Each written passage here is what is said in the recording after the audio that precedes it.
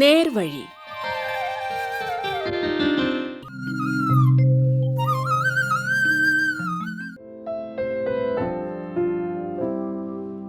നമസ്കാരം പ്രിയ ശ്രോതാക്കളെ. ഇന്ന് നേർവഴിയിൽ നേത്രപടലദാന പ്രവർത്തനങ്ങളിൽ സജീവ സാന്നിധ്യമായ രാംകുമാർ എമ്മുമായി സിവിൽ ജിഹാൻ നടത്തുന്ന അഭിമുഖ സംഭാഷണം കേൾക്കാം. നേർവഴിയിലെ ഇന്നത്തെ നമ്മുടെ അതിഥി ഒരുപാട് പ്രത്യേകതകളുള്ള ഒരു വ്യക്തിയാണ്. നമുക്കറിയാം, സ്വന്തം ജീവിതത്തിലുണ്ടാകുന്ന വെല്ലുവിളികളെ അതിജീവിക്കുക എന്ന് പറയുന്നത് വളരെ കഠിനമായ ഒരു പ്രക്രിയയാണ്. പക്ഷെ ആ ഒരു കാര്യവും ചെയ്ത് അതിനൊപ്പം തന്നെ ഒരുപാട് ആളുകളുടെ ജീവിതത്തിൽ പ്രകാശം പരത്തുന്ന ഒരു വ്യക്തി രാംകുമാർ എം. അദ്ദേഹമാണ് ഇന്ന് നമ്മളോടൊപ്പം ഉള്ളത്. സ്വാഗതം സർ പരിപാടിയിലേക്ക്. Thank you madam. വെല്ലുവിളികളെ അതിജീവിക്കുക എന്ന് പറയുമ്പോൾ തന്നെ അതിന് ഒരുപാട് കടമ്പകളില്ലേ? ഒട്ടും എളുപ്പമുള്ള കാര്യമല്ല. തീർച്ചയായിട്ടും. ഈ ഒരു വെല്ലുവിളി സാറിന്റെ ജീവിതത്തിൽ വന്നത് എങ്ങനെയാണ്? 1968 എൻ്റെ ജനനം. ഏതാണ്ട് 24 വയസ്സ് വരെയും പൂർണ്ണമായ കാഴ്ച ഉണ്ടായിരുന്നു. 1992 ഗ്ലൂക്കോമ ഒന്നും അറിഞ്ഞില്ലായിരുന്നു. കണ്ണ് ചുമന്ന് വരും, വെൽഡിംഗ് ലൈറ്റ് അടിച്ചാന്നൊക്കെ ധാരണയിൽ മൈൻഡ് ചെയ്യാണ്ടിരുന്നു. പെട്ടെന്ന് കറണ്ട് പോയ പോലെ ഒരു വൈകുന്നേരം പെട്ടെന്ന് തന്നെ കാഴ്ച നഷ്ടപ്പെടുക ചെയ്ത് ഹോസ്പിറ്റലൊക്കെ പോയി ഇനി ഒന്നും ചെയ്യാനില്ല, ഞങ്ങൾക്ക് എന്താണെന്ന് അറിയില്ല എന്ന് പറഞ്ഞ് ആ കാലഘട്ടത്തിൽ പറഞ്ഞു വിട്ടപ്പോൾ രണ്ടുപേര് രണ്ട് സൈഡിലും പിടിക്കാണ്ട് നടക്കാൻ പറ്റില്ല. ഇരുട്ടാ, മുമ്പിലൊന്നും കാണാൻ പറ്റുന്നില്ല. ആ ഒരവസ്ഥ വളരെ ഹൊറിബിളായിരുന്നു. ഭയങ്കര മാനസികമായിട്ട് പ്രശ്നം. സൂയിസൈഡ് അല്ലാണ്ട് മാർഗ്ഗമില്ല. അങ്ങനെ 2-3 തവണ സൂയിസൈഡ് അറ്റംപ്റ്റ് നടത്തി. പിന്നീടൊരു ഫൈനലിൽ കോശിവറി സാർ, ഡയറക്ടർ, അദ്ദേഹത്തിൻ്റെ ഭാര്യ മോളി കോശി വന്ന് കാഴ്ചയില്ലാന്ന് മാത്രമല്ലേ ഉള്ളൂ, മുന്നോട്ട് നമുക്ക് ഒരുപാട് കാര്യങ്ങൾ ചെയ്യാണ്ടെന്നുകൊണ്ട് അവരാണ് എന്നെ ആദ്യമായിട്ട് സാമൂഹിക പ്രവർത്തനത്തിലേക്ക് കൈപിടിച്ചു കൊണ്ടുവന്നത്. മാഡത്തിനെ കണ്ടുമുട്ടുന്നത് എങ്ങനെയാണ്? ഞാനിങ്ങനെ സൂയിസൈഡ് ചെയ്യുന്നു എന്നുള്ള എവിടുന്നോ അറിഞ്ഞിട്ട് ആൻറ്റി ഇങ്ങനെ സാമൂഹിക പ്രവർത്തകയാണ് ആൻറ്റി. അവർ വീട്ടിൽ വന്ന് അച്ഛനോട് ചോദിച്ചിട്ട് എന്നെ വീട്ടിൽ നിന്ന് കൊണ്ടുപോയത്. എന്നെ അന്വേഷിച്ച് കണ്ടുപിടിച്ച് വന്നതാ മോളി ആൻറ്റി. അവരാണ് എന്നെ കസേര നെയ്ത്ത് പഠിപ്പിക്കാനായിട്ട് കൊണ്ടിരുത്തി. അങ്ങനെ കൊച്ചിൻ റിഫൈനറിയുടെ FACയുടെ HOCയുടെ ഒക്കെ കസേര നെയ്യാൻ പഠിച്ച് അവിടുത്തെ വർക്ക് എടുത്തുകൊണ്ട് വന്ന് 10-16ഓളം കാഴ്ചയില്ലാത്തവർ ഞാൻ വികലാംഗത്വത്തിലൂടെ ആദ്യമായിട്ടൊരു പ്രവർത്തനം ചെയ്യാനായിട്ട് ആരംഭിക്കും. കസേര വരിയുന്നതിലേക്ക് കടന്നു വന്നു. അപ്പൊ ഒരു ഗ്രൂപ്പായിട്ട് കൂടെ ഉണ്ടായിരുന്നവർക്കും ഇതേ ബുദ്ധിമുട്ടുള്ളവരായിരുന്നു. അത് ബൈ ബർത്ത് ഉള്ളവരൊക്കെ ഉണ്ടായിരുന്നു. അപ്പൊ അവർക്ക് ബ്രെയിൽ ലിപി അറിയാം, നെയ്ത്തൊക്കെ പെട്ടെന്ന് അറിയാം. ഇടക്കാലത്ത് പോയിട്ട് ചെയ്യുമ്പോഴേ നമ്മുടെ കൈ അതിന് വഴങ്ങില്ല. നമ്മുടെ മാനസികാവസ്ഥ നമ്മളെ ആരും പരിഗണിക്കുന്നില്ല. അങ്ങനെയുള്ള ഒരു അവസ്ഥയൊക്കെ വരുമ്പോൾ താനെ നമ്മൾ മുന്നോട്ട് പോയി പോകും. അങ്ങനെയാണ് ആ കസേര നെയ്ത്ത് പഠിച്ചത്. ഇപ്പോഴും ആർക്കെങ്കിലും അത്യാവശ്യമുണ്ട് ഞാൻ നെയ്ത് കൊടുക്കാറുണ്ട്. ഈ ബുദ്ധിമുട്ടുണ്ടാവുന്നതിന് മുന്നേ ആ ഒരു സമയത്ത് എന്തായിരുന്നു ചെയ്തുകൊണ്ടിരുന്നത്? വീട്ടിലെ ലോറി ഉണ്ടായിരുന്നു, അപ്പോൾ അതിൽ പോകുമായിരുന്നു. കൺസ്ട്രക്ഷൻ ഫീൽഡിൽ IT ഫിറ്റർ ആയിരുന്നു. വെൽഡിങ് ചെയ്യാൻ പോകും. ഏത് പണിയും ചെയ്യുന്ന ഒരു ഇതിൽ നടക്കുമായിരുന്നു. ബാൻഡ് സെറ്റിലുണ്ടായിരുന്നു. അപ്പോൾ അതുവരെ നമുക്ക് ഇതിനെക്കുറിച്ചൊന്നും അറിയില്ല. അംഗവൈകല്യമുള്ളവരുടെ ബുദ്ധിമുട്ടുകൾ ഒക്കെ എല്ലാം അംഗം ഉണ്ടല്ലോ. കസേര നെയ്ത്ത് എത്ര നാള് തുടർന്നു? 2-3 വർഷത്തോളം നെയ്ത്തിൽ മുന്നോട്ട് പോയപ്പോഴാണ് കൊച്ചിൻ റിഫൈനറിയിൽ IT ഫിറ്റർ എന്ന് പറഞ്ഞിട്ട് റിവ്യൂ വിളിച്ചിട്ട് എനിക്ക് അവിടെ ജോലി കിട്ടി. 1996 റിഫൈനറി ജോലി കിട്ടിക്കഴിഞ്ഞിട്ട് അവിടെ 24 വർഷത്തോളം ജോലി ചെയ്തു. ആ ജോലി കിട്ടിയതിന് ശേഷം ഞാൻ മാരേജ് ചെയ്തു. ഭാര്യ സതീദേവി. എൻ്റെ കൂടെ കോളേജിൽ ഒരുമിച്ച് പഠിച്ചതായിരുന്നു. 2 കുട്ടികൾ. അങ്ങനെ നല്ല രീതിയിൽ പോകും. ജോലിയുടെ നേച്ചർ എങ്ങനെയായിരുന്നു? അത് എങ്ങനെയായിരുന്നു ചെയ്തു വന്നത്? കൊച്ചിൻ റിഫൈനറി അന്ന് കാഴ്ചയില്ലാത്തവരെ നല്ല രീതിയിൽ പ്രൊമോട്ട് ചെയ്തിരുന്നു. കാഴ്ചയില്ലാത്തവർ ഒരുപാട് പേരുണ്ടായിരുന്നു. ഞാൻ IT ഫിറ്റർ ആയതുകൊണ്ട് മെയിൻ്റനൻസ് ഡിപ്പാർട്ട്മെൻറ്റിൽ ഇട്ടു. ആദ്യം വലിയ വലിയ ബോൾട്ട് നെട്ടൊക്കെ സർവീസ് ചെയ്യുക, അങ്ങനെ ചെയ്യാൻ നോക്കി. അപ്പോൾ നമുക്ക് അടുത്ത് കിട്ടിക്കഴിഞ്ഞാൽ ചെയ്യാൻ പറ്റും. അതിനകത്ത് പെയിൻ്റൊക്കെ കളഞ്ഞിട്ട് രണ്ടാമത് ഗ്രീസൊക്കെ ഇട്ട് ക്ലിയർ ചെയ്യണം. പിന്നെ അവിടുത്തെ ഗേജ് ഗ്ലാസ്, വാൽവുകൾ അതെല്ലാം കൊണ്ടുവന്ന് അഴിച്ച് അസംബിൾ ചെയ്ത് രണ്ടാമത് ലാപ്പ് ചെയ്ത് അസംബിൾ ചെയ്യാൻ പഠിപ്പിച്ചു. വർക്ക്ഷോപ്പിൽ നിന്ന് ചെയ്യാൻ പറ്റുന്ന എല്ലാവർക്കും എനിക്ക് ചെയ്യാൻ പറ്റുമായിരുന്നു. അതിന് പറ്റിയ ഓഫീസർമാർ എനിക്കുണ്ടായിരുന്നു. സൗഹാർദ്ദപരമായ ഒരു അന്തരീക്ഷമായിരുന്നു. അന്നത്തെ കാലത്തുള്ള എല്ലാവരും ഭയങ്കര സ്നേഹമായിട്ട് നമ്മളെ കൊണ്ടു നടക്കുകയും നമ്മളെ പണി പഠിപ്പിക്കുകയും ഒക്കെ ചെയ്തിരുന്നു. അത് കഴിഞ്ഞിട്ട് പിന്നെ അവിടുന്ന് വെയർഹൗസിലേക്ക് വന്നു. വെയർഹൗസിൽ പെട്ടികൾ, പുതിയ സാധനങ്ങൾ വരുന്നത് പൊട്ടിച്ച് പാക്ക് ചെയ്യാനും നമ്പർ ഒട്ടിക്കാനും അതെല്ലാം കൂടെ കാഴ്ചയുള്ള ആരെങ്കിലും ഒരു ക്യാഷ് ലേബർ ഉണ്ടാവും, അവരുടെ കൂടെ നിന്ന് വർക്ക് ചെയ്യാൻ പറ്റുമായിരുന്നു. അങ്ങനെ വന്ന് സാമൂഹ്യ പ്രവർത്തനത്തിൽ കൂടി 24 വർഷത്തെ സർവീസിന് ശേഷം VRS എടുത്തു. ഫുൾ ടൈം ഇങ്ങനെയുള്ള സാമൂഹ്യ പ്രവർത്തനത്തിന് വേണ്ടി. നേത്രദാനം എന്നുള്ള ഒരു കാര്യത്തിന്റെ പ്രാധാന്യം തിരിച്ചറിയാനുണ്ടായ സാഹചര്യം എന്തായിരുന്നു? അങ്കമാലി ലിറ്റിൽ ഫ്ലവർ ഹോസ്പിറ്റലിലെ ക്ലാസ് കേട്ടു നേത്രദാനത്തെക്കുറിച്ച്. ഇന്ത്യയിൽ ലക്ഷക്കണക്കിന് ആൾക്കാർ പല രീതിയിൽ കാഴ്ചയില്ലാത്തവർ. കോർണിയയുടെ കംപ്ലൈന്റ് കൊണ്ട് കാഴ്ചയില്ലാത്തവർ ഇന്ത്യയിൽ 40 ലക്ഷം പേരാ, കേരളത്തിൽ 7 ലക്ഷം പേരാ.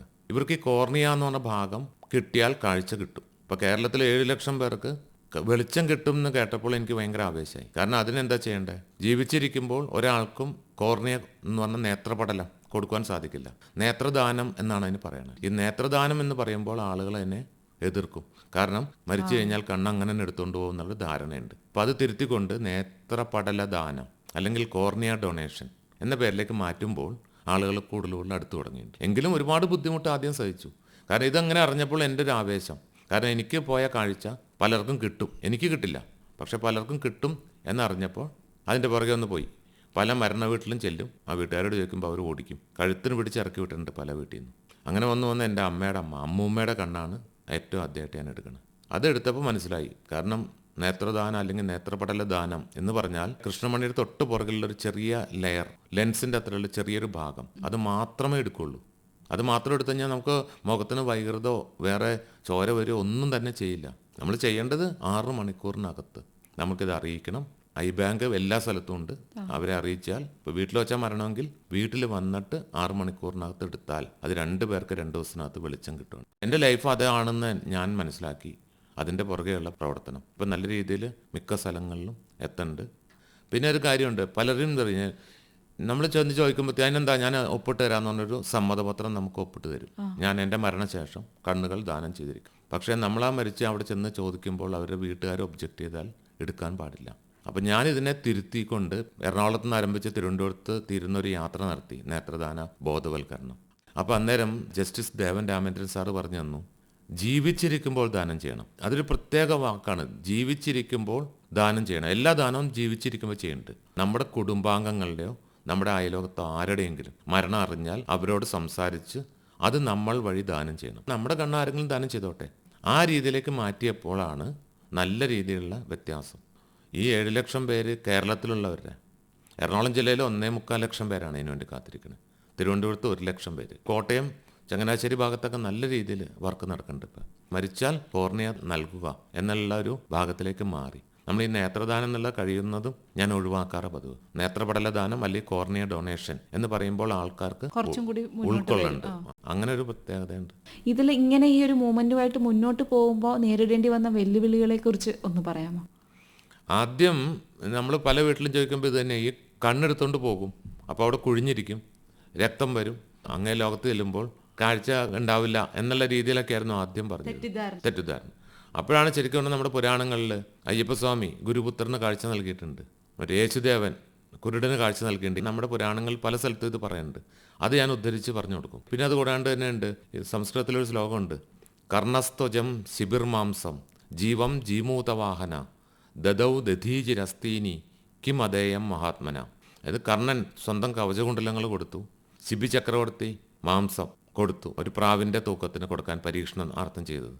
ജീവം ജീമൂതവാഹന, സ്വന്തം ജീവിതം ജീമൂതവാഹനൻ നൽകി. ദധീജി മഹർഷി സ്വന്തം അസ്ഥിയും കൊണ്ടാണ് വജ്രായുധം ഉണ്ടാക്കിയിട്ട് വൃത്രാസുരനെ കൊല്ലാൻ വേണ്ടി കൊടുക്കുന്നത്. അത്രയും ദാനധർമ്മം ചെയ്ത നമ്മുടെ ഈ ഇന്ത്യയിൽ മരണശേഷം കണ്ണുകൾ ദാനം ചെയ്യാൻ നിങ്ങൾ തയ്യാറാവണം എന്ന് പറയുമ്പോൾ പലരും അത് നല്ല രീതിയിൽ ഉൾക്കൊണ്ട് വരുന്നുണ്ട്.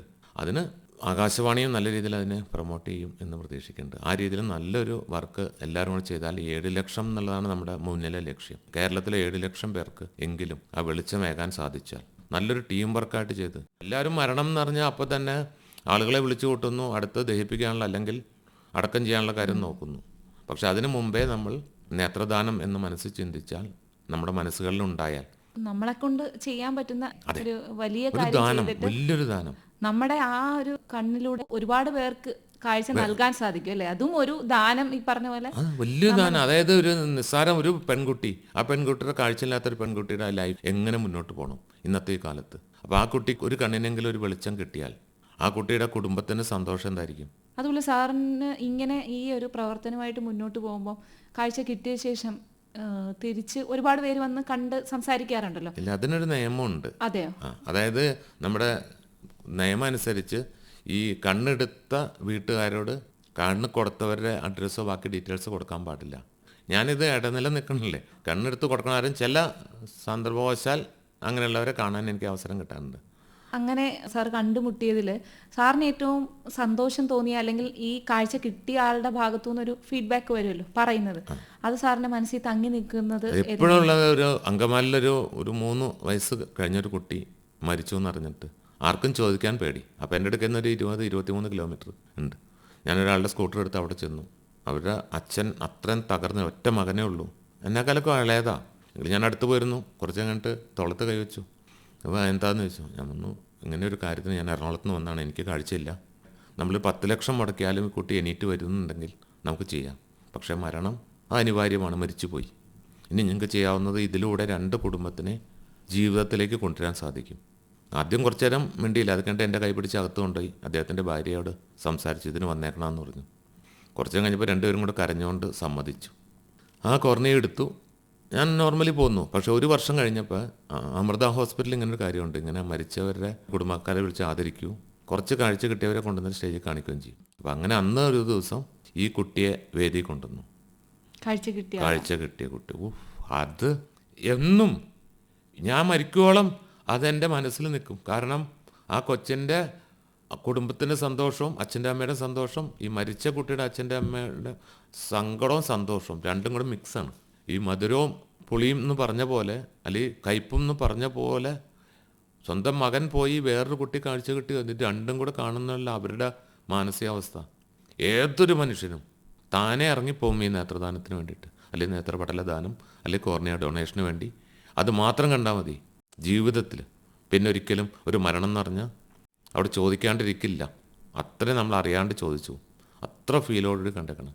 പിന്നെ എൻ്റെ ആലപ്പുഴ കോളേജിലൊരു അധ്യാപകൻ, അവർക്ക് ഇതേപോലെ അവരെപ്പോൾ വിളിച്ചാലും വരും. പക്ഷെ ഞാൻ അധികം ബുദ്ധിമുട്ടിക്കാറില്ല ഇങ്ങനെയുള്ള ഏതെങ്കിലും ഫംഗ്ഷന് വരാൻ പറയുമ്പോഴേ. കാരണം കാഴ്ച കിട്ടിയ ഒരാളെ കൊണ്ടത് കാണിക്കും. പലരും അതിന് അന്തർമുഖമാണ്. നമ്മളെത്ര പറഞ്ഞാലും മുന്നിലേക്ക് വരാൻ ബുദ്ധിമുട്ട്. അതെന്തുകൊണ്ടാണെന്ന് ഇതുവരെ നമുക്ക് മനസ്സിലായിട്ടില്ല. പലരോടും പറഞ്ഞെങ്കിലും അപൂർവം ആൾക്കാരെ അതിന് തയ്യാറാവാറുള്ളൂ. എനിക്ക് കോർണിയ വെച്ച് കാഴ്ച കിട്ടിയതാണ് എന്ന് പറഞ്ഞ് മുന്നോട്ട് വന്നാലല്ലേ ബാക്കി ആളുകൾ തയ്യാറാവുള്ളൂ. അതെന്തോ ഇതുവരെ അപൂർവമായിട്ടേ വരുന്നുള്ളൂ. ആ ഒരു അനുഭവം വല്ലാത്തൊരു അനുഭവം. എന്നെ കേൾക്കുന്ന ശ്രോതാക്കൾ നമ്മുടെ പരിസരത്തുള്ള ഒരു കാഴ്ചയില്ലാത്ത ഒരാളെ ശ്രദ്ധിച്ചാൽ മതി. അയാളൊരു 5 മിനിറ്റ് ശ്രദ്ധിച്ചിട്ട് അയാൾക്ക് കാഴ്ച ഉണ്ടായിരുന്നെങ്കിൽ എങ്ങനെ നടന്നേനെ എന്ന് മാത്രം ചിന്തിച്ചാൽ നമ്മുടെ പരിസരത്തുള്ള ഒരു മരണം നമ്മൾ അപ്പം തന്നെ അറിയിക്കും ഐ ബാങ്കിന്. അപ്പോൾ നിങ്ങളാരും ചോദിക്കണമെന്നില്ല, ഐ ബാങ്കിനെ അറിയിച്ചു കഴിഞ്ഞാൽ അവർ നേരിട്ട് ചോദിച്ചോളൂ. ഇതെല്ലാം 6 മണിക്കൂറിനകത്ത് വേണം. അതൊരു വലിയൊരു കാര്യമാണ്. കാരണം പലരും കഴുത്ത് പിടിച്ച് എന്നെ തല്ലി ഇറക്കി വിട്ടിട്ട് 5-6 ദിവസം കഴിയുമ്പോൾ പറയാറുണ്ട്, അന്ന് കൊടുക്കാമായിരുന്നു. എടാ അന്നത്തെ ഫീലിങ്ങിലാണ്. പക്ഷെ ആ സമയത്തേ പറ്റുള്ളൂ. ആ നിമിഷത്തിൽ മാത്രം നടക്കുന്നൊരു കാര്യം അത്. 6 മണിക്കൂർ കഴിഞ്ഞാൽ കോർണിയയുടെ കൗണ്ട് കുറയും, പിന്നെ എടുക്കാൻ പറ്റില്ല. ഇപ്പോൾ തന്നെ എറണാകുളത്ത് തിരുവനന്തപുരം വരെയുള്ള പല ഐ ബാങ്കുകളും കാത്തിരിക്കുകയാണ് ഒരെണ്ണം കിട്ടാൻ, 2 കിട്ടാൻ. പക്ഷെ നമ്മൾ അതിന് എല്ലാം മരണം കഴിഞ്ഞ് കുറേ കഴിയുമ്പോഴാണ് അറിയണത്. അറിയുമ്പോൾ ചോദിച്ചാൽ തന്നുമില്ല. അങ്ങനെ ഒരു പ്രശ്നമാണ് ഇപ്പോൾ നടക്കുന്നത്. അതിനെ ഇപ്പോൾ ഒരുപാട് മാറ്റങ്ങൾ വന്നു തുടങ്ങിയിട്ടുണ്ട്. അപ്പോൾ എന്താണെങ്കിലും നമ്മുടെ ഈ നേർവഴി പരിപാടി കേട്ടുകൊണ്ടിരിക്കുന്ന എല്ലാ ശ്രോതാക്കൾക്കും ഇതിൻ്റെ ഒരു പ്രാധാന്യം മനസ്സിലാവുകയും അവരെല്ലാം തന്നെ ഇങ്ങനെയുള്ള കാര്യങ്ങൾക്കായിട്ട് മുന്നോട്ട് വരികയും ചെയ്യുന്നത് നമുക്ക് കരുതാം. എന്തായാലും ഇത്രയും ദൂരത്തുനിന്ന് നമ്മുടെ ഈ ഒരു പരിപാടിക്ക് വന്നതിന് താങ്കൾക്ക് പ്രത്യേകം നന്ദി അറിയിക്കുകയാണ്. Thank you so much. എന്നെ കേൾക്കുന്ന എല്ലാ ശ്രോതാക്കളോടും എനിക്ക് പറയാനുള്ളത്, ഈ നേർവഴി എന്ന ഈ ഒരു പങ്ക്തിയിലൂടെ നിങ്ങളുടെ മനസ്സിൽ കുറച്ച് ആർദ്രത ഉണ്ടായി ഞങ്ങളെപ്പോലുള്ള കാഴ്ചയില്ലാത്തവർക്ക് വെളിച്ചമേകാൻ നിങ്ങളുടെ ഭാഗത്തുനിന്നും സഹകരണം ഉണ്ടാകണം. എൻ്റെ ഫോൺ നമ്പർ 97 46 18 36 17 9746183617. നേത്രദാനത്തെക്കുറിച്ച് ക്ലാസ് എടുക്കുവാനോ മരണമുണ്ടെങ്കിൽ അറിയിക്കുവാനോ ഈ നമ്പറിൽ ഏത് രാത്രിയും 24 മണിക്കൂറും നിങ്ങൾക്ക് കോൺടാക്റ്റ് ചെയ്യാം. നന്ദി. നേത്രപടലദാന പ്രവർത്തനങ്ങളിൽ സജീവ സാന്നിധ്യമായ രാംകുമാർ എമ്മുമായി സെവിൽ ജിഹൻ നടത്തിയ അഭിമുഖ സംഭാഷണമാണ് ഇതുവരെ കേട്ടത്. നിർവഹണ സഹായം ശോഭ BT.